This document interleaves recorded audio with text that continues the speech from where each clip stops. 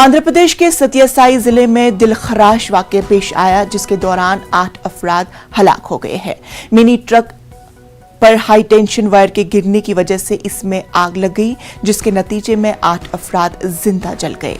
कुछ अफराद जख्मी भी हुए हैं, उन्हें अस्पताल में दाखिल करा दिया गया है। जख्मियों की तादाद के हवाले से कोई जानकारी नहीं मिल पा रही है। इलेक्ट्रिसिटी महकमे की जानिब से महलूकीन के लवाहकीन के लिए 5-5 जबकि जख्मियों को 2-2 लाख मुआवजे का ऐलान किया गया है। आंध्र प्रदेश सरकार की तरफ से 10-10 लाख रुपए के मुआवजे का ऐलान किया गया है।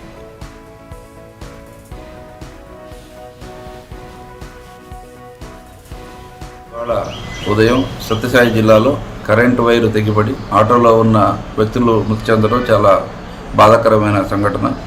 దీని మూల కారణం ఆ కరెంటు వైరు పోల్ మీద ఒక ఉడత వెక్కి ఆ వైర్ని ఆ క్రాస్ ఆర్మ్ని షార్ట్ చేయడం వల్ల ఆ వైర్ కట్ అయిపోయి అటుగా వెళ్తున్న ఆటో మీద పడింది.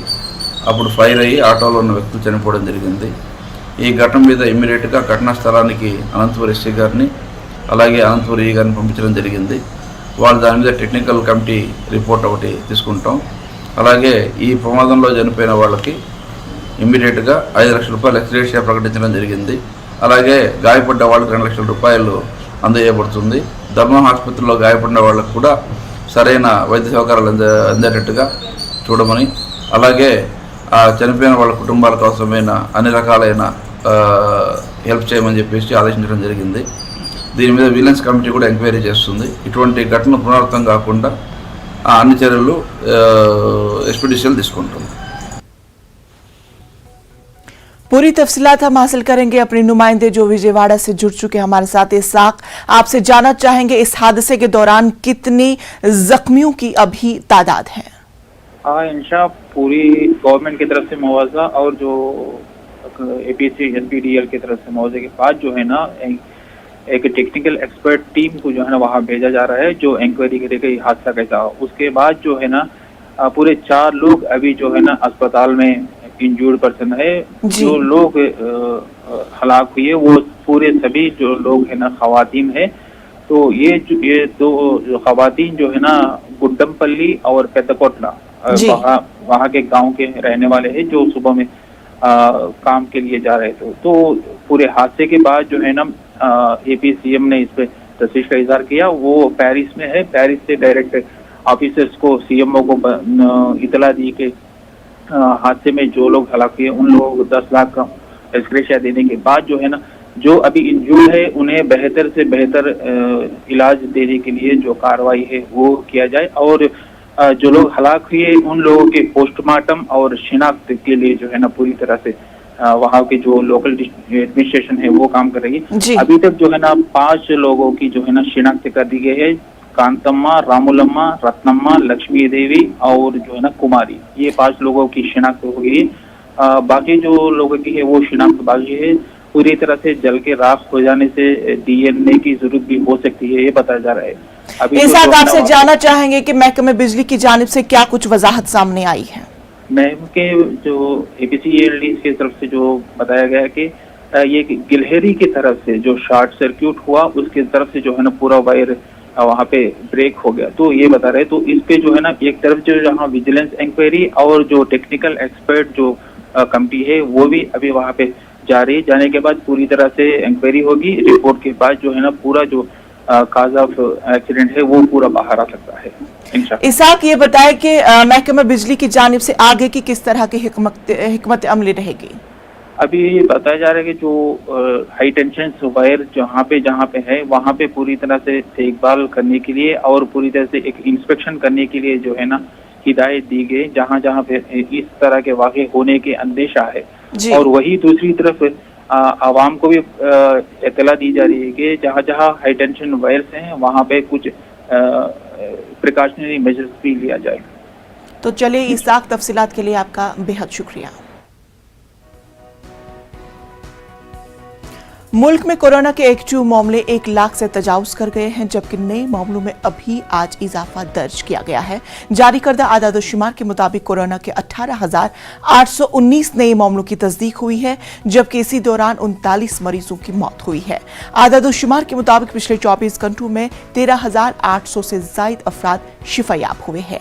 हालिया दिनों में केरल, महाराष्ट्र, तमिलनाडु, कर्नाटक और मगरबी बंगाल में कोरोना के नए मामलों में तेजी आई है।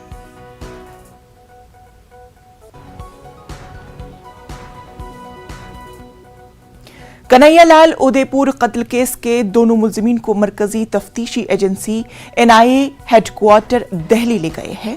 जराये के मुताबिक कन्हैयालाल के कत्ल को अंजाम देने वाले मुलजिमीन रियाज और गौस मोहम्मद को गिरफ्तार किया जाएगा, फिर पूछताछ के लिए दिल्ली लाया जाएगा। वाज़ेह रहे कि कत्ल केस की जांच NIA कर रही है। इस मामले में NIA ने FIR भी दर्ज कर ली है।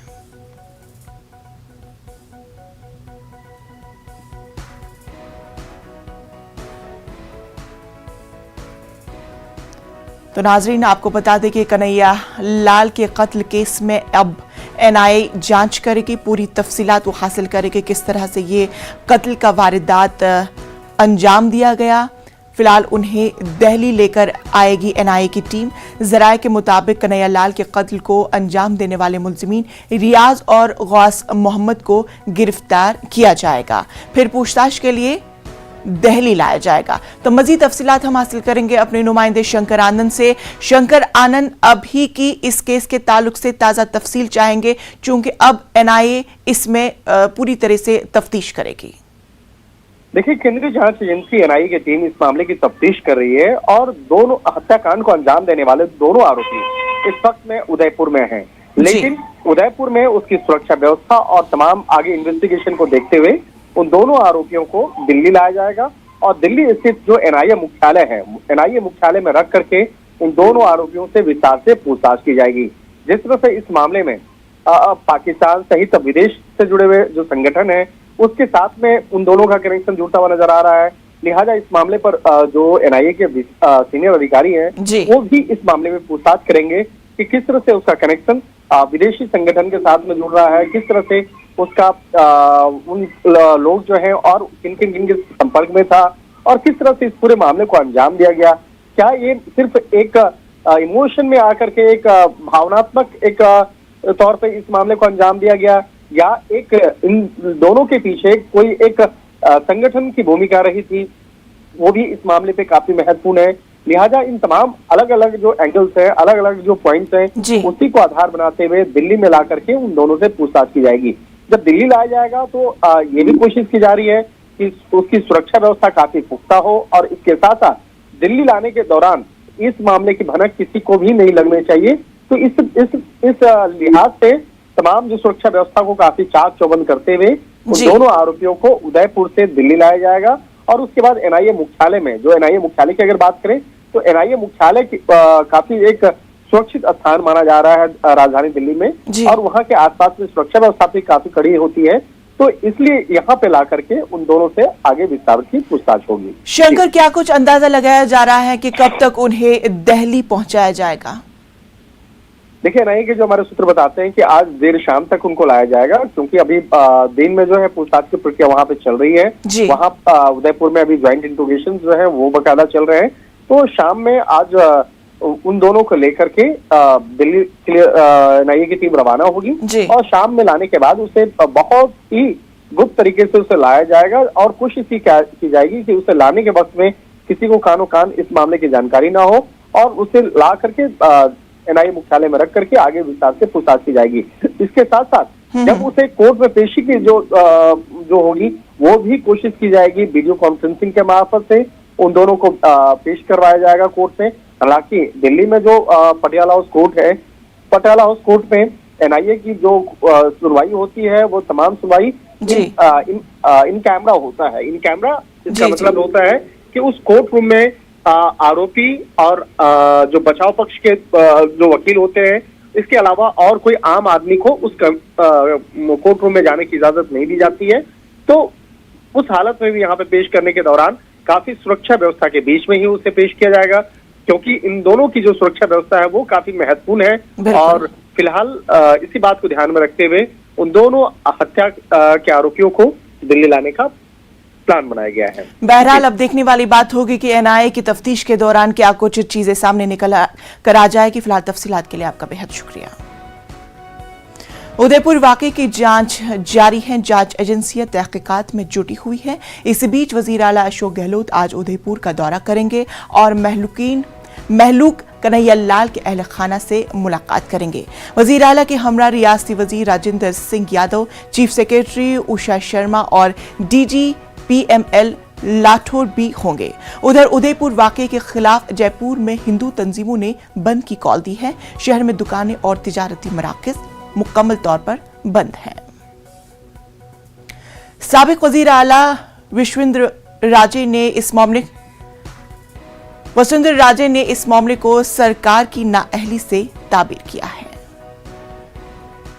देखिए, ये मामूली घटना नहीं है, ये एक किस्म से आतंकवाद है और इसकी जितनी भी अपन भर्त्सना करेंगे मुझे लगता है वो कम ही रहेगा।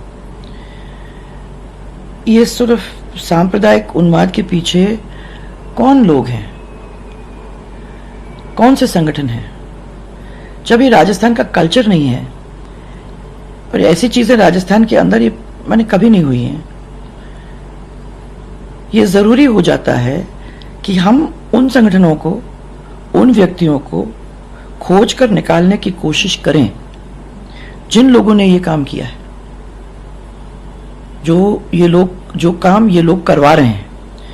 तो इसीलिए सरकार को तुरंत ही दोषियों को पकड़ना चाहिए और वो खाली दो दोषी जो सामने दिख रहे हैं वो नहीं, वो उनके पीछे के भी जो लोग होंगे जहां से ये शुरुआत हुई होगी उनको भी, और कड़ी सजा उनको देने का काम करेंगे। आज तो आप देख रहे हो, मैंने राजस्थान के अंदर तो हम फील करते हैं कि रोज रोज हफ्ते में कुछ ना कुछ ऐसी चीज हो रही है और अब तो सीमा ही लांघ गई। ये मिस गवर्नेंस, एक पॉलिटिक्स ऑफ नेगेटिविटी समझो, और अपीजमेंट की पॉलिसी, तुष्टिकरण की पॉलिसी, और a total lack of sensitivity on the part of the ruling government है मेरे हिसाब से। तो नाज़रीन, खबरों का सिलसिला जारी रहेगा, लेकिन वक्त हुआ छोटे से वक्फे का।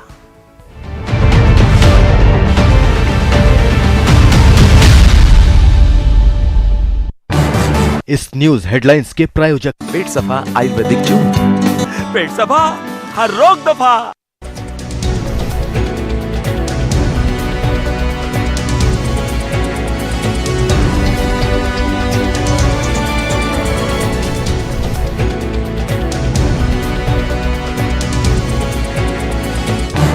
इस न्यूज हेडलाइंस के प्रायोजक पेट सफा आयुर्वेदिक जूस, पेट सफा हर रोग दफा।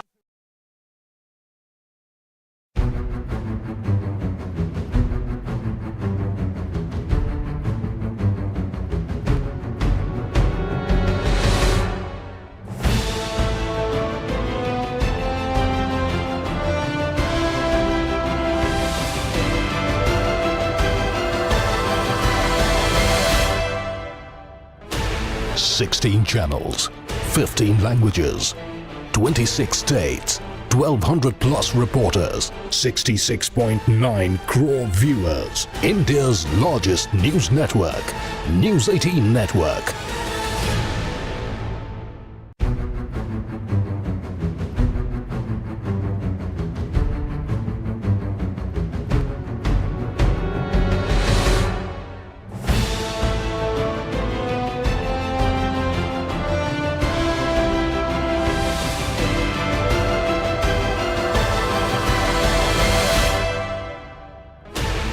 Sixteen channels, 15 languages, 26 states, 1,200 plus reporters, 66.9 crore viewers. India's largest news network. पेट सफा हर रोग दफा।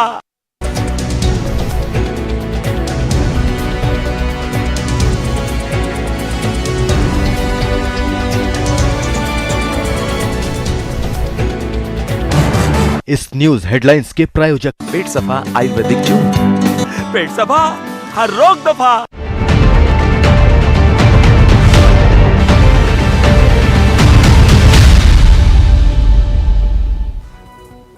ब्रेक के बाद इस्तकबाल। सुप्रीम कोर्ट की जानिब से महाराष्ट्र के गवर्नर के जरिए फ्लोर टेस्ट के लिए बुलाए गए खुसूसी इजलास पर मोहर सबत करने के बाद उद्धव ठाकरे ने कल रात ही गवर्नर को वजीर आला के ओहदे का इस्तीफा सौंप दिया, जिसके बाद गवर्नर हाउस से एक नोटिफिकेशन जारी किया गया जिसमें उद्धव के इस्तीफे के बाद आज होने वाले खुसूसी इजलास को गैर जरूरी करार देते हुए इसे मनसूख करने की बात कही गई है।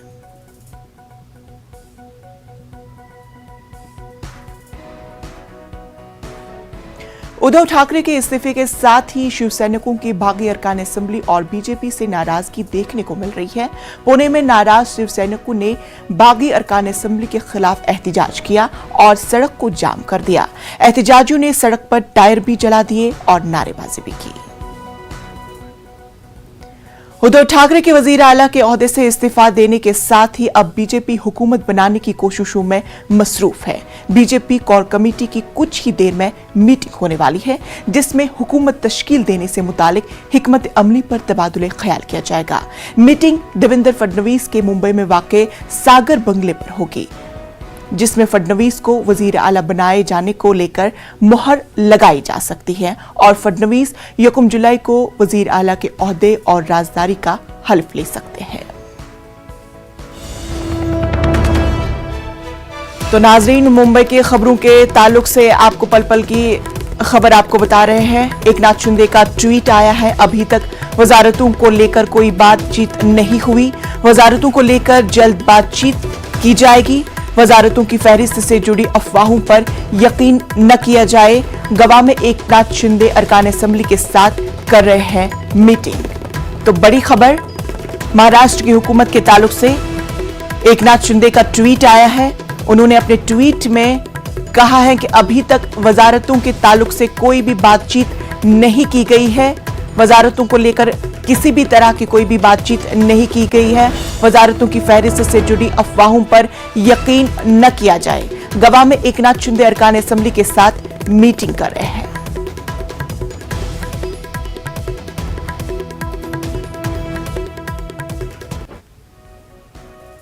एमवीए की हुकूमत खत्म होने के बावजूद शिवसेना लीडर संजय राउत के तेवर में कोई तब्दीली नहीं आई है। संजय राउत के मुताबिक उन्हें अपने ही लोगों ने धोखा दिया और अपने लोगों ने ही खंजर मारा है।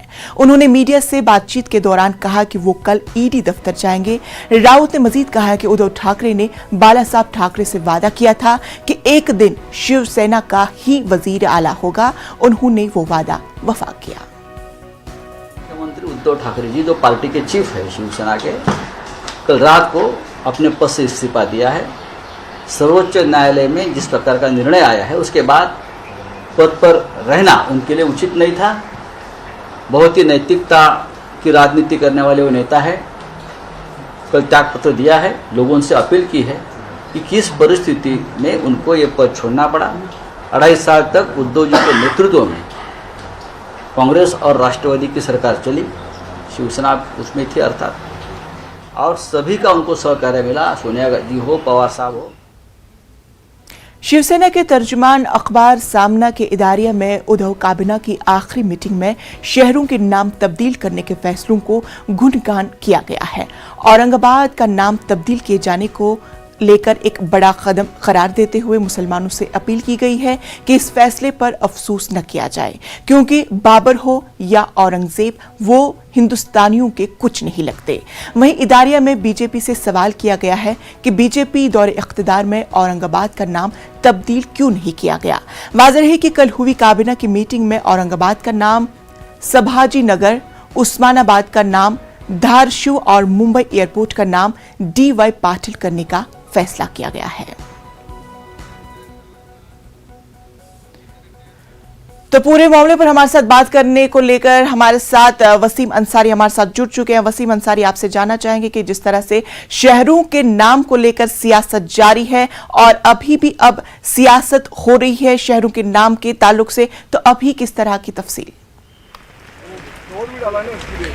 देखिए, जिस तरह से महाराष्ट्र के कैबिनेट में सबसे बड़ा फैसला लिया गया, जो आखिरी कैबिनेट थी उद्धव ठाकरे की, उसमें जो काफ़ी दिनों से इस बात को लेकर जोर दिया जा रहा था कि औरंगाबाद का नाम संभाजी नगर ये सरकार नहीं कर पा रही है क्योंकि वो हिंदुत्व की कहीं ना कहीं विचारों से दूर होते हुए नजर आ रहे हैं। इस तरह के आरोप लगते रहे हैं, जिसे देखते हुए एक बड़ा फैसला कैबिनेट का आखिरी लिया उद्धव ठाकरे ने और ये बताने की कोशिश की कि आज भी शिवसेना हिंदुत्व के मुद्दे पर अड़ी हुई है। और साथ ही अगर ये फैसला वो नहीं लेते थे तो हो सकता था कि बीजेपी की जब सरकार आती तो ये फैसला हो जाता था। यही वजह थी कि क्रेडिट लेने का भी एक खेल साफ तौर पे यहाँ पे दिखाई दिया है और इसे महाविकास आघाड़ी के जो दूसरे नेता हैं, चाहे कांग्रेस है, एनसीपी, उन्होंने अपना समर्थन दिया, क्योंकि जिस वक्त ये बैठक हुई थी उसमें महज सिर्फ 4 मंत्री ही शिवसेना की तरफ थे, उद्धव ठाकरे, आदित्य ठाकरे, अनिल परब और सुभाष देसाई। बाकी सारे जो कैबिनेट के मंत्री थे वो कांग्रेस और एनसीपी के थे। तो ऐसे में वक्त में इन सभी ने उद्धव ठाकरे के इस फैसले का समर्थन किया। उसके बाद जब उन्होंने इस्तीफा दिया तो अब राजनीति की परिस्थितियां बदलती हुई नजर आ रही। इस वक्त हम मुंबई में सागर बंगलों के पास हैं और ये रास्ता जो है आप काफी भरा हुआ नजर आ रहा है। बारिश हो रही है तो दूसरी तरफ नेताओं का आने का सिलसिला सागर बंगलों पे देवेंद्र फडणवीस के घर पर शुरू हो गया है। कोर कमेटी की बैठक, इनके कार्यकारिणी की बैठक शुरू हो चुकी है। इस बैठक में बीजेपी के जो महाराष्ट्र के बड़े नेता हैं वो यहाँ पहुंच गए हैं। साथ ही जो यहाँ के प्रभारी है सीटी रवि, वो भी यहाँ पहुंच चुके हैं। एक रणनीति तय की जा रही है कि किस दिन किस तरह से शपथ लेना है या फिर सरकार पे क्लेम करना है, क्योंकि हमारे सूत्र ये बता रहे हैं कि जो वक्त शपथ के लिए था वो 1 या 3 तारीख हो सकती है। इस तरह ये 2 तारीख डिसाइड की जा रही है कि इसमें से कौन सा होगा। और इसमें अहम रोल रहा है अब तक की राजनीति को पलटने में शिंदे का। एकनाथ शिंदे अब तक मुंबई पहुंचे नहीं है, ये अंदाजा लगाया जा रहा है, जो मेरे सूत्र बता रहे हैं कि दोपहर 1 बजे तक। तो चलिए वसीम अंसारी, आगे भी आपसे जुड़ते रहेंगे, आगे भी आपसे तफसील लेते रहेंगे। फिलहाल तफसीलात के लिए आपका बेहद शुक्रिया। तो नाज़रीन, अब बात करते हैं जम्मू कश्मीर की, जहां अमरनाथ यात्रा का आज से बाज़ाब्ता आगाज हो गया है। ननवान बेस कैंप से यात्रियों का पहला काफिला पवित्र गुप्ता के लिए रवाना हुआ है। डीसी अनंतनाग डॉक्टर पीयूष सिंगला ने झंडी दिखाकर यात्रियों को रवाना किया। सख्त सिक्योरिटी के बीच बालतल से भी यात्रियों का पहला काफिला पवित्र गुफा के लिए रवाना हुआ। अमरनाथ यात्रा 43 दिन तक चलेगी। आज से शुरू हुई यात्रा 11 अगस्त तक चलेगी।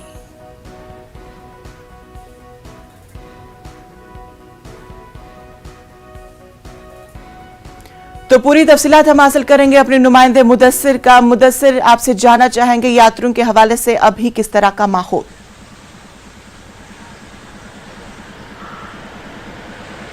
बिल्कुल ईशा, जिस तरह से हमने सुबह से इस खबर पर हम नज़र बनाए रखे हुए हैं और सुबह से हमने दिखाया कि किस तरह से यात्रियों में जोश खरोश है और अकीदत के साथ यात्री अभी जो है वो चल रहे हैं। जो पवित्र गुफा है उस रास्ते से हिमालयाई ट्रैक जो है वो चल रहे हैं। और तफसीलात के मुताबिक जो पहला जत्था है जो पैदल यहाँ से चला था नूनवन बेस कैंप से, वो अभी पिछू टॉप तक पहुँच गया है और कड़े सिक्योरिटी के इंतजाम किए गए हैं। जिस तरह से हमारी यात्रियों से भी बात हुई है तो उनका ये कहना है कि जो यहाँ पर इंतजाम किए गए थे, जो सिक्योरिटी समेत जितने भी इंतजाम है, चाहे रोड के हवाले से, पानी के हवाले से या फिर बिजली कनेक्टिविटी के हवाले से, तो वो उस पर वो काफ़ी इत्मीनान जाहिर कर रहे हैं। और सिक्योरिटी का जो आला इंतजाम यहाँ पर किया गया है तो वो काबिल तारीफ है, ये यात्रियों का कहना है। और हम इस वक्त आपको व्यू दिखाना चाहेंगे। ये खनबल पहलगाम रोड है जहाँ पर हम इस वक्त हैं और इस रोड को जो है काफ़ी सेंसिटिव माना जाता है सिक्योरिटी के एतबार से और इसी रोड से यात्रा का जो है गुजर होता है। और हम आपको ये बताना चाहेंगे कि जो सिक्योरिटी ग्रिड इन प्लेस रखा गया है, 3 टायर सिक्योरिटी सिस्टम है, उसमें जो है BSF को पेश रखा गया है। BSF ने इस रोड को टेक ओवर किया है और इसके अलावा जो सेंट्रल रिजर्व पुलिस फोर्स है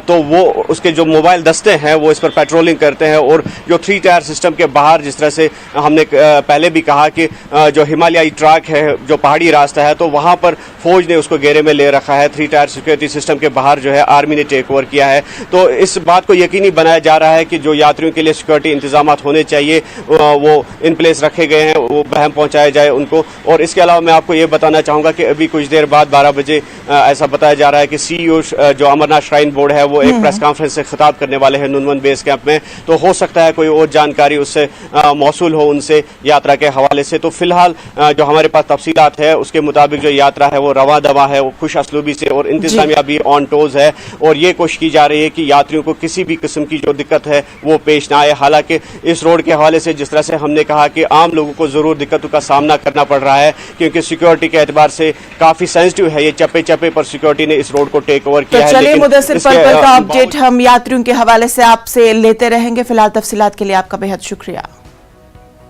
इस मर्तबा पहली बार श्री अमरनाथ यात्रियों के लिए हेलीकॉप्टर सर्विस का इंतजाम किया गया है। श्री अमरनाथ यात्रियों का पहला जत्था हुम्हामा बडगाम में तामीर किए गए नए हेलीपैड से उड़ान भरकर मुकद्दस गुफा दर्शन करने के लिए रवाना हो चुका है। डीसी बडगाम शहबाज अहमद मिर्जा ने हेलीकॉप्टर को हरी झंडी दिखाकर रवाना किया। यात्री काफी खुश नजर आ रहे हैं। उन्होंने इंतजामात की सराहना की। उनका कहना है कि इस हवाई सर्विस से उनका सफर बेहद आसान हो गया है और वो एक ही दिन में बाबा बर्फानी के दर्शन करेंगे। ताहम उन्होंने ताखीर होने की वजह से नाराजगी का इजहार भी किया। पहली बार तो नहीं, दूसरी बार दर्शन के लिए जा रहे हैं। श्रीनगर से पहली बार जा रहे हैं क्योंकि सर्विसेज स्टार्ट हुई है। ठीक है, स्टार्टिंग थोड़ी सी डाउन रही। काफी टाइम का तो बचेगा ही क्योंकि जो हमें 3-4 घंटे वहाँ ट्रैवल, 3-4 घंटे वापसी आने के लगते हैं, 8 घंटे सेव हो रहे हैं। हुआ तो ये है कि सबकी जल्दी जल्दी अच्छे से यात्रा हो, बाबा के बहुत अच्छे दर्शन हो। बाकी बहुत अच्छा है, बाबा सबको बहुत अच्छे दर्शन दे। लास्ट 2 इयर्स नहीं किया कोविड की वजह से। कोविड की वजह से जाना नहीं हुआ क्योंकि सब कुछ बंद था, तो कोविड की वजह से जा नहीं पाए। और अभी मैं 2008 से रेगुलर जा रहा हूँ। श्रीनगर से भी एक फैसिलिटी दी जाएगी इस काम के लिए, तो उसी के लिए ये हुम्हामा बडगाम डिस्ट्रिक्ट में जो है ये जगह को चुना गया। तो हमने रिकॉर्ड 8 दिन में इस हेलीपैड को। तो नाज़रीन, खबरों में फिलहाल इतना ही। मुझे दीजिए इजाजत। आदाब। इस न्यूज हेडलाइंस के प्रायोजक पेट सफा आयुर्वेदिक जूस।